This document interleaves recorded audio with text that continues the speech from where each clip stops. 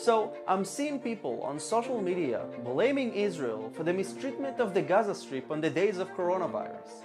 But before we begin, please follow me on Instagram and subscribe to my YouTube channel for more content from Israel. The leader of Hamas said that he will make 6 million Israelis stop breathing if Gaza doesn't get ventilators. I even saw this title on a media outlet that reads, "Does Israel have the right to cage 2 million people in a coronavirus-ravaged prison camp?" Wow, just from reading that you just want to hate Israel. But you should know a little bit more than just titles and social media posts. I actually only have 3 facts that you should really know about the horrible treatment that Gaza gets. Number 1, Israel gives Gaza tons of aid every day of the year.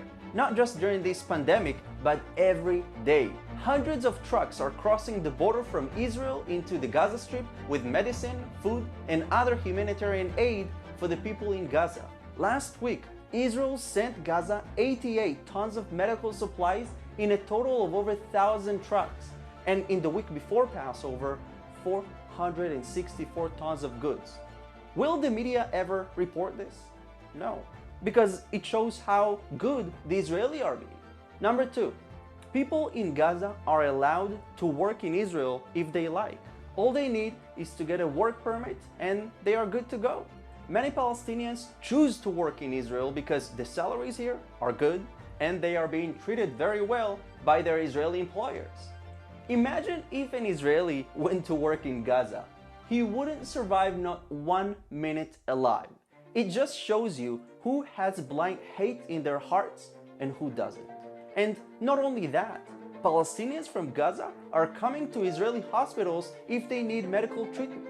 They know who to turn to when they need help. Number 3, those that hate Israel are calling Gaza an open prison and send ships to break the blockade and yada yada. But for some reason, they keep forgetting that Gaza shares a border with Egypt too. And that border remains closed most of the year, unlike the border in Israel that remains open most of the year.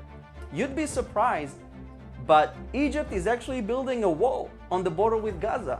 So when you see 2 countries that are building walls and fences to protect themselves, you understand that the problem is not with Egypt or Israel, it's with Gaza. Or to be more specific, it's with Hamas and the Islamic Jihad. Gaza is a hub for terrorism. But the anti-Israel activists will never blame them for the blockade or anything. They would rather side with terrorists like Hamas and blame Israel that actually helps Gaza every day of the year and gets rockets in return. Israel is actually the one that is caring for the people in Gaza, not Hamas. Hamas is merely focused on destroying Israel. And I'm not inventing this statement. It says so in their 1988 charter. I wish they used all the energy they put into terrorism to care for the poor and the weak in Gaza. Please share this video, let the world know.